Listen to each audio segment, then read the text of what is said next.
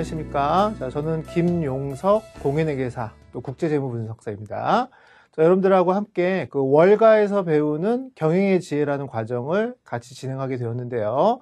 자, 오늘은 그 첫 번째 시간으로 자, 그 전체적인 과정이 어떻게 진행될 건지 그 인트로 시간을 진행하도록 하겠습니다. 일단 자, 월가, 우리가 그 월스트리트라고 하죠. 자, 미국의 그 월가가 어떻게 탄생을 해서 어떤 과정을 통해서 성장을 했는지, 또 그 성장하는 과정에서 어떤 위기가 발생했고 그 위기를 어떻게 극복을 했는지를 여러분들하고 같이 한번 살펴보면서 여러분들이 그 경영인 또 경제인들이 그 얻을 수 있는 인사이트도 같이 여러분들하고 공감을 해보도록 하겠습니다. 자, 오늘은 그 첫 번째 시간으로요. 자, 전체적인 인트로 과정을 설명할 것입니다. 자, 일단 1차 시에서는 그 월가의 탄생 과정에 대해서 설명할 것입니다. 자, 월스트리트는 일단 맨하탄에 있죠. 그죠? 그래서 맨하탄에 그 유대인이 그 처음에 그 상륙하는 과정. 그 다음에 이제 뉴욕이라는 도시가 어떻게 부흥을 해 가는지, 또 그 월가가 정치의 중심이 되기도 했거든요.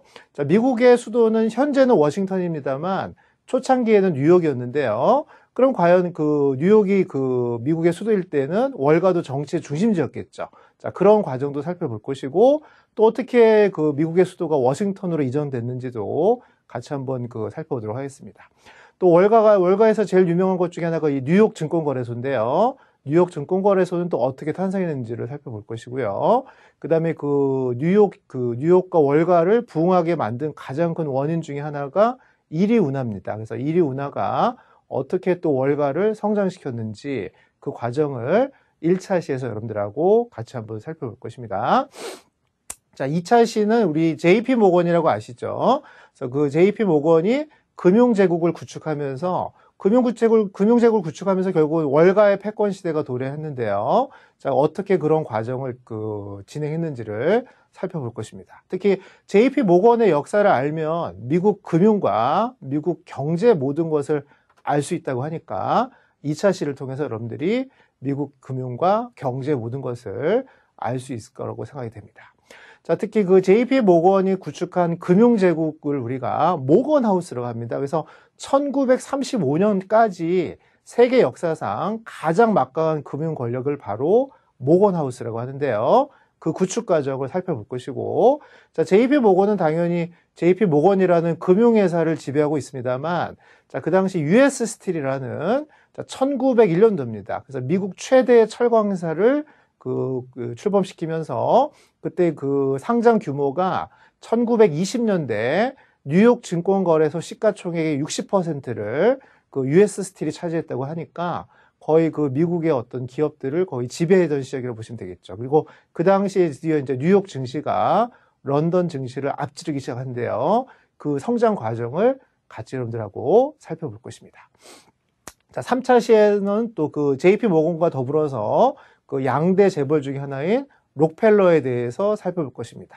록펠러 그러면 대표적인 게 이제 석유 사업이죠. 그래서 어떻게 석유 사업으로 세계 최고의 또 부자가 되었는지 록펠러의 성장 과정을 살펴볼 것인데요. 특히 록펠러는 그 인수합병을 통해서 자기의 어떤 규모를 굉장히 키워나갑니다. 특히 록펠러가 그 구축한 그 석유회사 이름이 스탠다드 오일인데요. 스탠다드 오일은 당시 미국 내 정유 산업의 95%를 차지했다고 합니다. 근데 문제는 석유 산업의 독점적 지위뿐만 아니라 석유 산업 자체가 굉장히 성장했다는 거예요. 처음에는 등유에서 출발했습니다만 가솔린이라든가 또는 디젤이 계속 그 발전해 가면서 석유 산업은 성장해 가는데 록펠러는 또 독점적 지위를 갖고 있었기 때문에 당연히 세계에서 가장 큰 부자가 될 수밖에 없었겠죠. 그 과정을 여러분들한테 살펴볼 것이고요.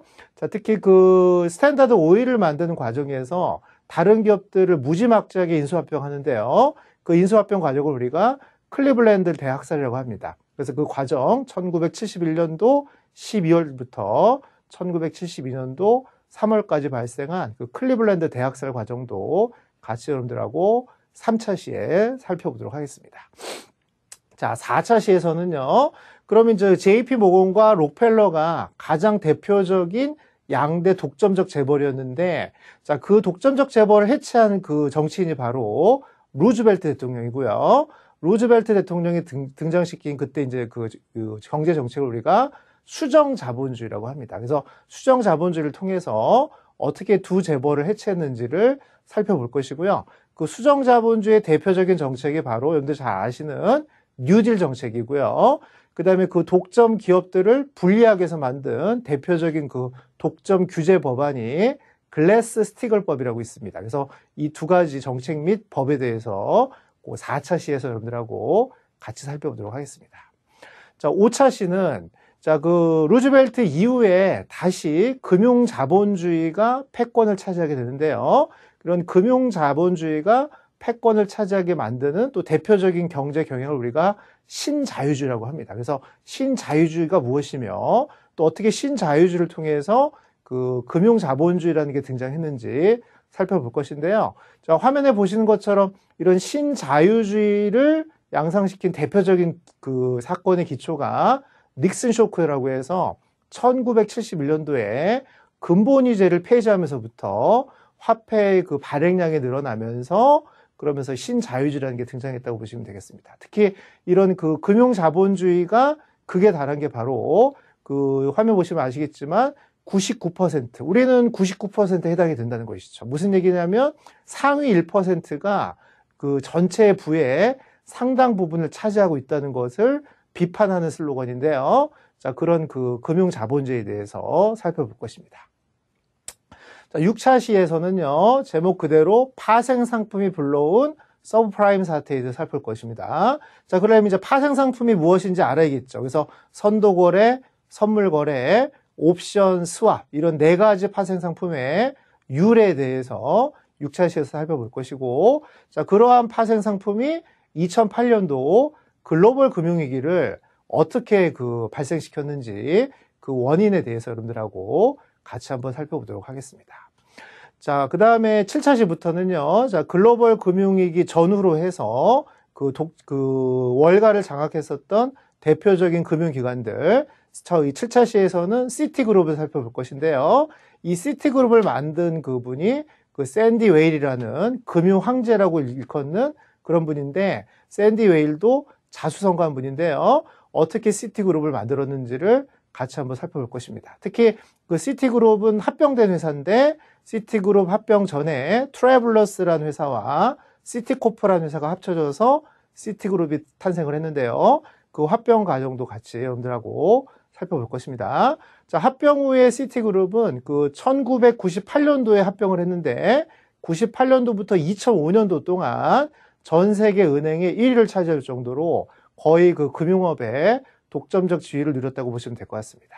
자, 8차 시에는 JP 모건 체이스라고 해서 앞서 설명드린 JP 모건하고요. 그 다음에 그 체이스 은행하고 합병된 은행이 그 금융기관이 바로 JP 모건 체이스인데요. 자, 이 합병 이후에 JP 모건 체이스를 성장으로 이끈 경영자가 바로 제임스 다이먼이라는 경영자인데요. 자, 이분에 대해서 같이 한번 살펴볼 것인데, 특히 이 다이먼은 앞서 설명드린 시티그룹의 샌디 회장으로부터 인수합병 노하우를 배웠는데요. 둘이 함께 어떻게 성장을 해야 하는 과정을 겪었는지를 같이 한번 살펴볼 것입니다. 자, 다이먼은 JP 모건 체이스 경영자가 된 이후에 2008년도 금융위기 때 그 유명한 투자은행 베어스턴스를 굉장히 헐값에 인수를 하고요. 자, 동일회계연도에 워싱턴 뮤추얼도 인수를 하고요. 그 다음에 이제 2009년도에 드디어 그 JP 모건 체이스가 은행 순위 1위에 오를 정도로 그 JP 모건 체이스를 이끄는 그 경영자가 바로 제임스 다이먼이라고 보시면 될 것 같습니다. 자, 9차 시에서는 또 여러분들 그 너무나 유명한 골드만삭스에 대해서 살펴볼 건데요. 자, 골드만삭스를 우리가 일컬어서 거버먼트 삭스라고 합니다. 왜 그러냐면은 골드만삭스의 경영진들이 정계에 진출을 했거든요. 자, 그러면 정부랑 그 골드만삭스의 어떤 그 관계가 굉장히 끈끈하다는 건데요. 그러면 그만큼 정부에서는 골드만삭스의 그 경영자들을 그 정부 관료로 채용하기에는 뭔가 질적으로 우수하다는 겁니다. 이게 바로 골드만삭스를 우리가 인재사관학교라고 일컫는 이유 중에 하나인데요. 그럼 골드만삭스가 어떻게 그런 과정을 겪었는지를 여러분들하고 같이 한번 살펴볼 것이고, 특히 골드만삭스도 과거에 그 미국 대공황 시절에 굉장히 큰 위기를 겪었는데 그 위기를 극복한 바로 경영자가 시드니 와인버그라는 경영자입니다. 그래서 그 시드니 와인버그가 어떻게 그 골드만삭스의 위기를 다시 기회로 돌렸는지, 또 그 이후에 그 거버먼트 삭스라는 용어가 등장하는데요. 자, 그 과정을 여러분들하고 같이 살펴보도록 하겠습니다.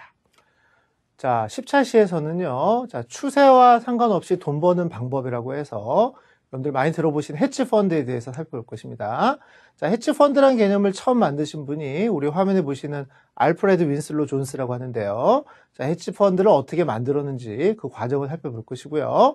자, 10차 시에서 마찬가지로 블록 매매를 창시한 마이클 스타인하트에 대해서 여러분들하고 같이 살펴볼 것입니다. 자, 11차 시에서는 자, 켈리의 법칙, 정보가 돈이다라고 해서 이때부터 등장한 과학적 투자 기법에 대해서 살펴볼 것인데요. 자, 과학적 투자 기법의 원조라고 해서 클로드 셰넌이라는 분이 어떻게 이런 투자 기법을 개발했는지를 살펴볼 것이고요. 자, 마찬가지로 이 켈리의 법칙이 무엇인지, 그죠? 그 과정에 대해서 같이 한번 살펴보도록 하겠습니다. 자, 12차 시에서는요, 자, 우리가 또 요즘에 퀀트란 말 많이 등장하죠. 안전하게 돈을 버는 방법, 최초의 퀀트에 대해서 살펴볼 것인데요. 이 퀀트를 개발한 분이 사실은 도박에서, 블랙잭이라는 도박에서 도박의 어떤 게임, 딜러를 이기기 위해서 만든 여러 가지 기법에서 출발했다고 하니까 아주 흥미롭습니다. 자, 12차 시에 만나보도록 하고요. 또 12차 시에서는 증권시장으로 진출한 대표적인 물리학 법칙이라고 해서 자, 그 주가의 큰 변동성의 원을 설명하는 몇 급수의 법칙의 개념하고요. 또 옵션의 가격을 설명하는 블랙숄즈 모형을 만든 연력학에 대해서 간단하게 살펴보도록 하겠습니다. 자, 13차 시에서는요, 자, 그 세계에서 가장 부유한 수학자라는 이름으로 자, 제임스 사이먼스에 대해서 같이 한번 살펴볼 것인데요. 화면에 보시면 아시겠지만 2005, 2006, 2007, 2008년도에 그 연봉입니다. 연봉이 15억 달러부터 시작해서 25억 달러니까 우리 원화로 따지면 막 2조에서 왔다 갔다 하는 것이죠. 연봉입니다. 연봉. 그럼 마찬가지로 이러한 수학적 개념이 월가에서 아주 각광을 받던 시절이 이 제임스 사이먼스 이후부터인데요. 자, 그 과정을 한번 살펴보도록 할 것이고요. 제임스 사이먼스의 후예가 바로 케네스 그리핀입니다. 그래서 21살 때 헤지펀드를 만들었는데 2016년도 연봉이 17억 달러고요. 자, 헤지펀드 연봉 1위입니다. 그래서 최근에 연봉 1위는 케네스 그리핀이라고 보시면 될 것 같아요. 자, 14차 시에서는 자, 너무나 유명한 분이죠. 자, 조지 소로스가 영국은행을 어떻게 굴복시켰는지, 자, 그분의 그 금융기법을 우리가 금융연금술이라고 하는데, 자, 그 과정을 살펴볼 것이고요. 자, 우리가 조지 소로스 그러면 헤지펀드의 황제다, 뭐 금융의 연금술사다, 마이더스의 손이라고도 할 만큼 굉장히 금융 그 투자 분야에서는 아주 유명한 분들이니까, 특히 이분이 만든 그 펀드 이름이 퀀텀 펀드인데요. 짐 로저스와 함께 만든 펀드인데 10년간 수익률이 4,200%라고 하니까 그 과정에 대해서 한번 살펴볼 것이고, 특히 그 영국은행을 굴복시킨 그 환투기 사건이 검은 수요일 사건인데요. 그럼 그 조지 소로스가 영국 파운드 화폐를 어떻게 공격을 하였고 어떤 이유로 성공을 했는지 그 과정을 같이 한번 살펴보도록 하겠습니다. 자, 15차 시에서는 자, 그 칼 아이칸이라고 해서 말 그대로 기업 사냥꾼이기도 하고 또 기업을 사냥한 이후에 그 여러 가지 구조조정을 통해서 다시 비싼 값에 팔기도 하기 때문에 행동주의 투자자라고 하는데요. 자, 그 칼 아이칸의 M&A의 어떤 기법에 대해서 여러분들하고 같이 한번 살펴볼 것이고요. 마찬가지로 그 헤지펀드의 제왕이라고 해서 그 부동산 위기를 통해서 헤지펀드의 제왕이 된 존 폴슨에 대해서 15차 시 때 살펴보도록 하겠습니다. 자, 마지막 16차 시 때는요, 자, 그 미국의 통화 정책을 결정하는 기관이 바로 그 FRB인데, FRB의 그 긴축 정책의 가장 유명한 분이 이 폴 볼커라는 분인데요. 이 폴 볼커라는 분이 긴축 정책을 통해서 미국이 아주 급속한 인플레이션, 특히 스태그플레이션이 취했을 때 미국을 구해냅니다. 자, 그 과정을 살펴볼 것이고요. 반대로 그 완화된 통화 정책의 유명한 분이 바로 그 마에스트로 그린스펀인데요. 그린스펀이 이 통화 정책을 통해서 블랙 먼데이의 어떤 주가 폭락하고 닷컴 버블 붕괴에 대해서 어떻게 대응했는지 그 과정을 또 여러분들하고 같이 살펴보도록 하겠습니다. 자, 그 인트로의 그 사실 보시면 아시겠지만 이 짧은 시간에 담기에는 너무나 긴 월가의 역사입니다만 이 월가가 어떻게 탄생해서 지금까지 어떻게 성장하는 과정들을 여러분들이 강의를 통해서 잘 들어주시면 여러분들이 경영이나 경제 분야에서 굉장히 많은 도움이 되리라고 믿습니다. 자, 그러면 월가의 탄생부터 여러분들하고 같이 시작하도록 하겠습니다.